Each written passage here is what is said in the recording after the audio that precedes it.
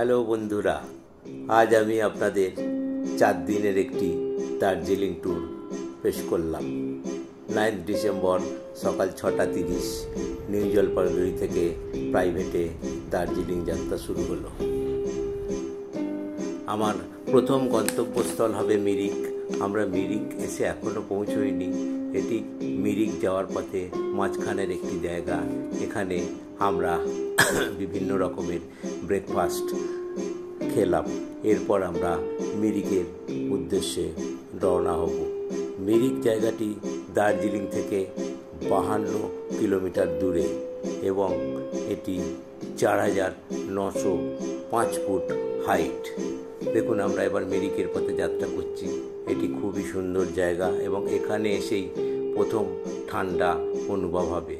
দেখতে দেখতে আমরা মিরিকে প্রবেশ করলাম। মিরিক চারিদিকে পাইন বনে ঘেরা। এই মিরিক জায়গাটি খুবই সুন্দর। জুড়ে একটি ব্রিজ দেখা যাচ্ছে।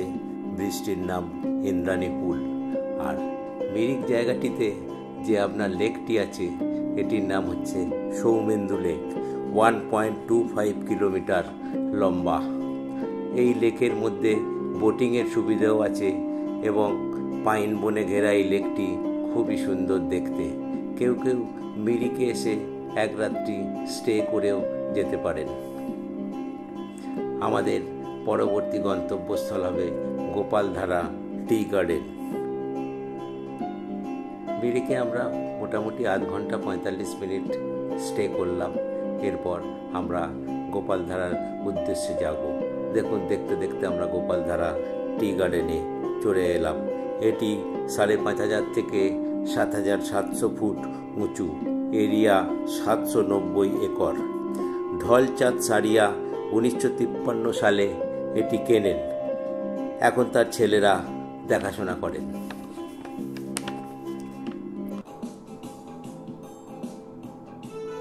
প্রথম দার্জিলিং এসে এই গোপালধারা টি গার্ডেনের সৌন্দর্য সবার খুবই ভালো লাগবে।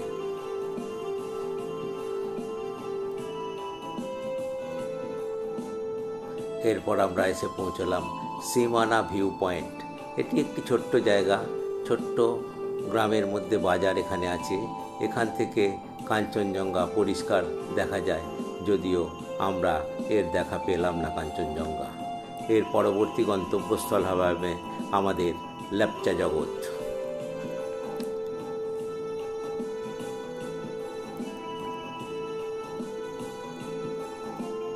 এখানেও আমরা ওই 45 মিনিট স্টে করলাম। এরপর লেপচা জগতের উদ্দেশ্যে রওনা হলাম। দেখুন কি সুন্দর জায়গা। পাইন বন এবং কুয়াশায় ভরা মেঘের রাজ্যে যেন আমরা এসে পৌঁছলাম। এটি 6,956 foot altitude, 19 kilometre from Darjeeling. Darjeeling যাওয়ার পথে এই মিরিক, গোপালধারা টি গার্ডেন, লেপচা জগৎ এগুলি খুবই সুন্দর। আমরা 12:30 নাগাদ দার্জিলিংয়ে এসে পৌঁছলাম। লাঞ্চ সেরে তারপরে দার্জিলিংয়ের সেই বিখ্যাত জায়গা 4টে নাগাদ আমরা ম্যালে এসে পৌঁছলাম।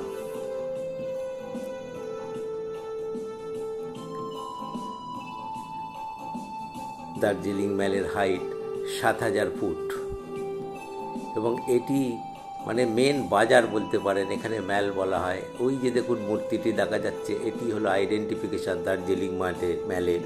পোয়েট ভানুভক্ত আচারিয়ার মূর্তি। বহু টুরিস্ট এসছেন। নীল আকাশ, সবাই সৌন্দর্য উপভোগ করছেন, ঘোরাফেরা করছেন, দোকানে যাচ্ছেন, জিনিসপত্র কিনছেন। এই দেখুন, এটি একটি স্টেজ। এখানে দার্জিলিংয়ের সমস্ত রকম অনুষ্ঠান এই মেলেতেই হয় এবং এই স্টেজেতেই অনুষ্ঠান হয়। ভানুভক্ত আচার্য কীরকম দাঁড়িয়ে আছে দেখুন। সবাই চারিদিকে এখানেই ঘোরাঘুরি করছে এবং মেলের সৌন্দর্য অনুভব করছে। সন্ধেবেলায় মেলের বাজারও খুব সুন্দর। এই দেখুন, এইটি হলো মেলে ঢোকার রাস্তায়। আরেকটি আছে আস্তাবল রোড। মেলে ঢোকার মেন রাস্তা হচ্ছে এখানে। এখানে ঢোকার পথে বহু খাবারের দোকান, হোটেল আছে। এছাড়া উলের জিনিসপত্র কেনা এখানে হয়। অনেকেই এখানে সস্তাতে উলের জিনিসপত্র কেনেন। পরবর্তী দিনের আমাদের ট্যুর। দেখুন একটি ছোট্ট টি বা গার্ডেন আমরা দেখলাম।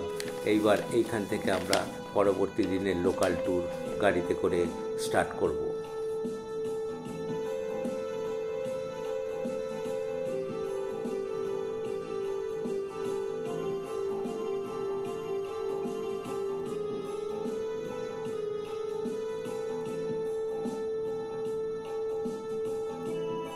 আমাদের পরবর্তী গন্তব্যস্থল হবে পিস প্যাগোডা।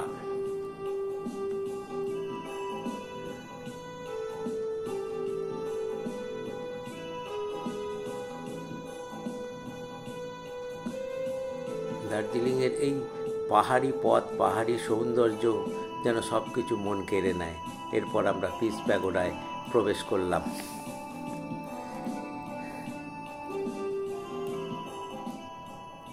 এটি পিস প্যাগোডা সন্নিকটস্থ একটি বিল্ডিং। এইবার হাঁটতে হাঁটতে আমরা পিস প্যাগোডার দিকে যাচ্ছি। ওই দেখুন দূরে পিস প্যাগোডা। আসলে এই পিস প্যাগোডার ডিজাইনগুলো সব একই রকমের। দেখুন পুরীতে যে ধৌলিগিরি আছে তারও সেই একই ডিজাইন এবং বুদ্ধদেবের মূর্তিও একই। এটি একটি টিবেটিয়ান আর্টের নিদর্শন, ইন্টেরিয়ারও টিবেটিয়ান আর্ট।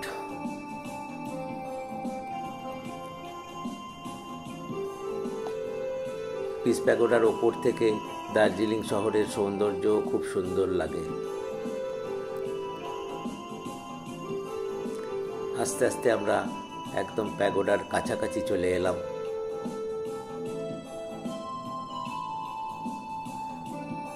স্বচ্ছ নীল আকাশ, রৌদ্রোজ্জ্বল কিন্তু ঠান্ডাও প্রচুর। বুদ্ধ মূর্তি দেখুন।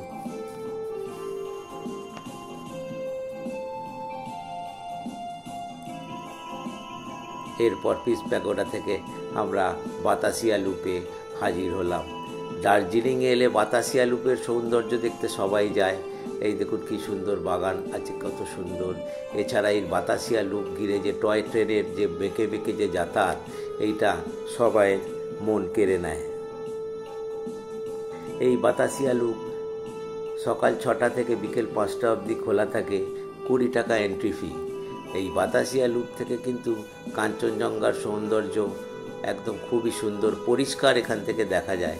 তাই এখানে দেখুন কিছু জায়গায় দূরবীন লাগানো আছে। এই দূরবীন থেকে লোকে কাঞ্চনজঙ্ঘাকে প্রত্যক্ষ করেন। এর জন্য অবশ্য পয়সা দিতে হয়।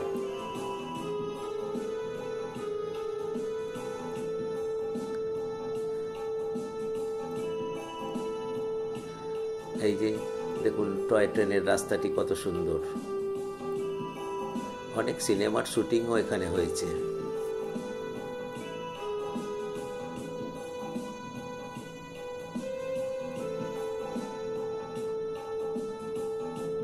এরপর আমরা চলে এলাম ঘুম মনাস্ট্রি। এই ঘুম যে রেল স্টেশনটি আছে এটি ভারতের সর্বোচ্চ রেল স্টেশন, 7407 ফুট অল্টিটিউড। এই স্টেশনের কাছেই ঘুম মনাস্ট্রি আছে। এটিও খুবই সুন্দর। দেখুন আপনাদের খুবই ভালো লাগবে। আমরা সব জায়গাতে বহু জায়গাতেই তো বৌদ্ধ মনাস্ট্রি দেখেছি, কিন্তু এই ঘুম মনাস্ট্রিটি নাম সবাই জানেন।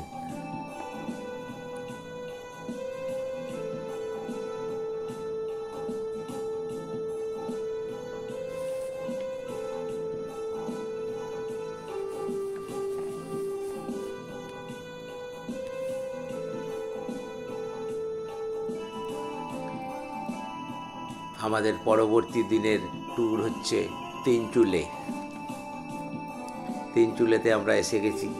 দেখুন তিনচুলে হচ্ছে 27 kilometre from Darjeeling, 5500 foot altitude. তিনচুলের চা বাগানও খুব সুন্দর।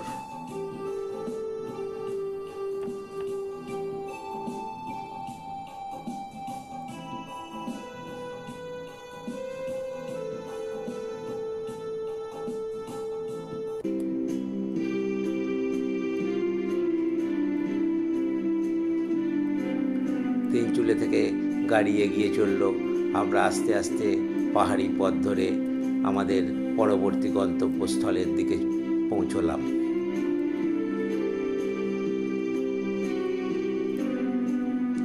আমাদের পরবর্তী গন্তব্যস্থল হলো লাভার্স পয়েন্ট। পাইন বনের মধ্যে দিয়ে গাড়ি চলেছে।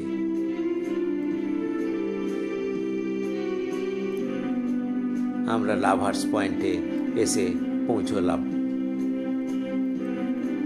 এখানে এই লাভার্স পয়েন্ট থেকে দূরে দেখুন নিচে দেখা যায় তিস্তা ও রঙ্গিত নদী কিভাবে মিশেছে। আগে এই নিচে যেতে দেওয়া হতো, এখন যেতে দেওয়া হয় না। এই ওপর থেকেই এখানের সৌন্দর্য উপভোগ করতে হয়।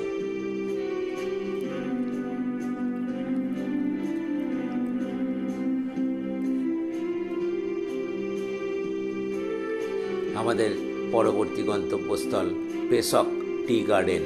আমরা এখানে এসে পৌঁছেছি এবং এখান থেকে এখানেরও চা বাগান খুবই সুন্দর, গোপালধারা চা বাগানের মতনই, এবং এটি আরেকটি পাহাড়ে খুবই সুন্দর জায়গা।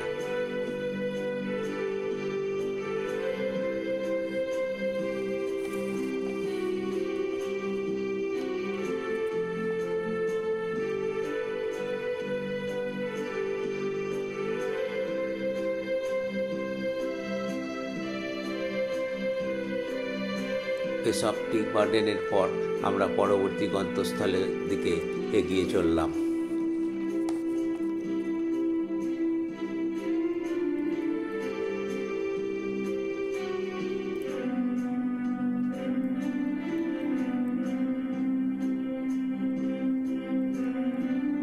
পরবর্তী গন্তব্যস্থল লামাহাটা ইকো পার্ক। এই লামাহাটা হচ্ছে পাইন বনে ঘেরা কত সুন্দর জায়গা। দেখুন 5700 foot height, 23 kilometre from Darjeeling. এখানে পাইন, ধুরি ও এলাচ গাছ আছে। কাঞ্চনজঙ্ঘা এখানে পরিষ্কার দেখা যায় যদি আকাশ পরিষ্কার থাকে। এই লামাহাটাতে বহু মানুষ আসে, একদিন দুদিন স্টে করে যায়। এখানের যে ইকো পার্কটি দেখুন কত সুন্দর, যেন সাজানো। আমরা অন্তত 1 ঘন্টার ওপর এখানে ছিলাম এবং এই ইকো পার্কটির সৌন্দর্য অনুভব করেছি। পাইন বনগুলোর সৌন্দর্য দেখুন কত সুন্দর। এই ইকো পার্কের ওপরে একটি লেক আছে। অনেকেই যারা ইয়াং ছেলেরা অনেকেই লেকে যান, কিন্তু বয়সের কারণে আমি এখানে যেতে পারলাম না।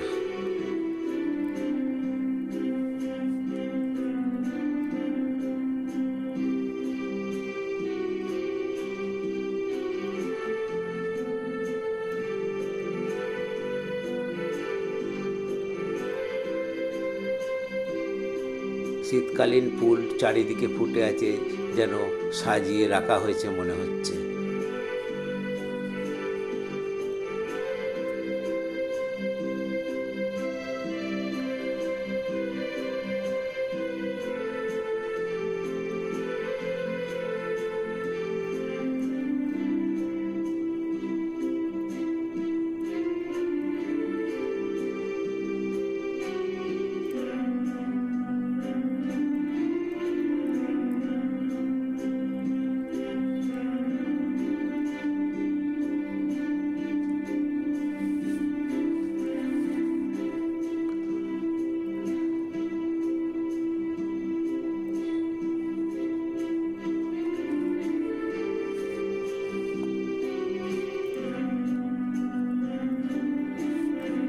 এটি আমাদের আজকের দিনের লাস্ট ট্যুরিস্ট স্পট। এরপর আমরা হোটেলে চলে যাব।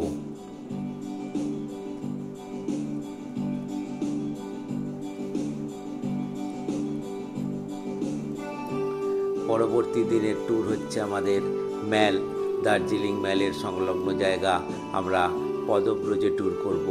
এই যে আমরা এসছি ম্যাল থেকে একটু ওপরে বিখ্যাত মহাকাল মন্দির। 1872 সালে লামা ডোরগি এই মন্দিরটি স্টার্ট করেছিলেন। এরপর দেখুন কফি হাউস, এগুলো কিন্তু সব দার্জিলিং ম্যালের সংলগ্ন এরিয়া আমরা ঘুরে ঘুরে দেখছি।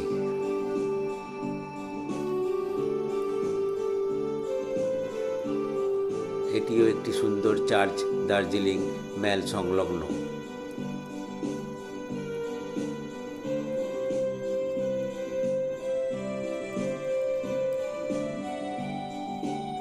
এটি হচ্ছে অ্যাডমিনিস্ট্রেটিভ বিল্ডিং ভানু ভবন, দার্জিলিংয়ের এটির নাম ভানু ভবন।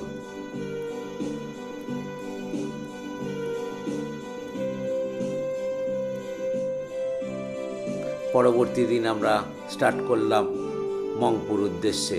আজকে কাঞ্চনজঙ্ঘাকে পরিষ্কার দেখা যাচ্ছে রাস্তার পথে।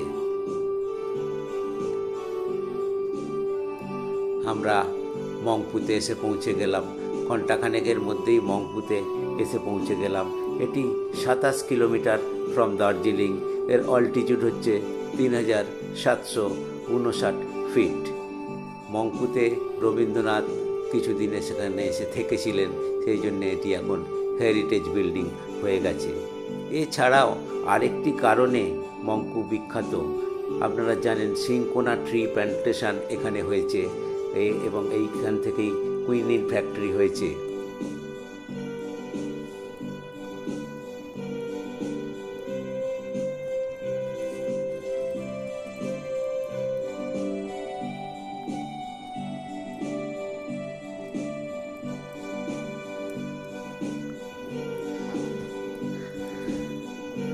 রবীন্দ্রনাথের স্মৃতি বিজড়িত জায়গা, এইখানে এলে মনটা একদম নস্টালজিক হয়ে যায়।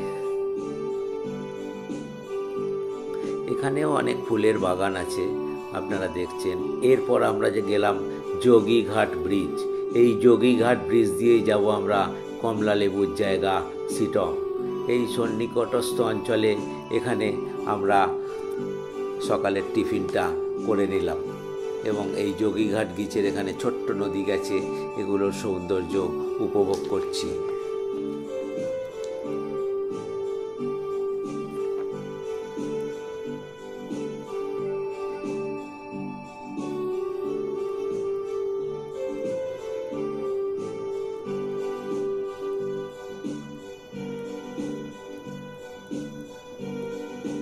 এই দেখুন, এইবার আসছে যোগীঘাট বিচ।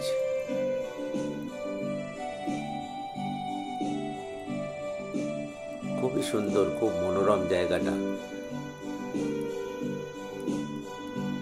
এই ব্রিজ দূরে দেখা যাচ্ছে, এই ব্রিজের ওপর দিয়েই আমরা যাব কমলালেবুর দেশে শিটং।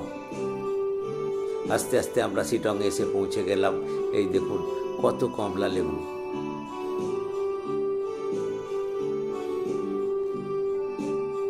এই কমলালেবু হাত দিয়ে ধরা যায়।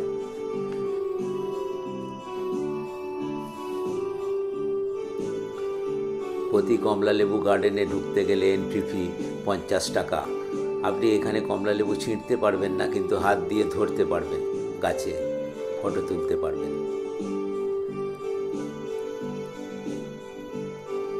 এরপর আমরা সেই বিখ্যাত জায়গা চিমনি গ্রামে এসে পৌঁছেছি। 23 ফুট হাইট চিমনি। 100 বছর আগে এটা বানিয়েছিল ব্রিটিশরা ফার্স্ট ওয়ার্ল্ড ওয়ারের সময়। এটি কার্সিয়াং ডিস্ট্রিক্টেরই একটি জায়গা। হাইট কিন্তু অনেক উঁচু, 7000 ফিট। এখানে টেম্পারেচার খুবই কম লাগলো, মোটামুটি দিনের বেলায় মোটামুটি 4-5 ডিগ্রির বেশি তো মনে হচ্ছে না।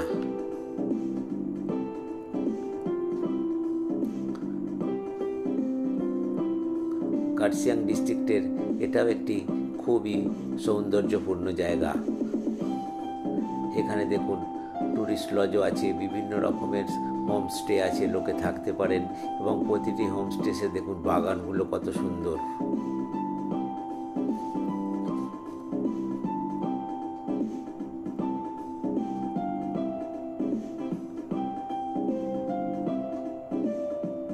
শীতকালীন পরিবেশ। এরপর আমরা হাজির হলাম হনুমান টক। এটি হচ্ছে কার্সিয়াং ডিস্ট্রিক্টের একটি উঁচু জায়গা। এইখানে থেকে কার্সিয়াং ডিস্ট্রিক্টের ভিউটা খুবই সুন্দর নেওয়া যায়। চারিদিকে দেখুন চা বাগান।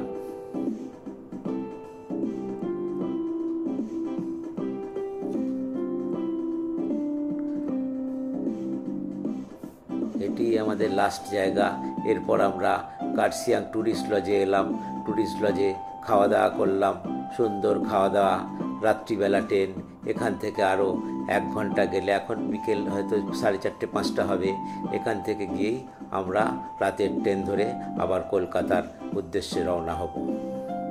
নমস্কার, সবাই ভালো থাকবেন।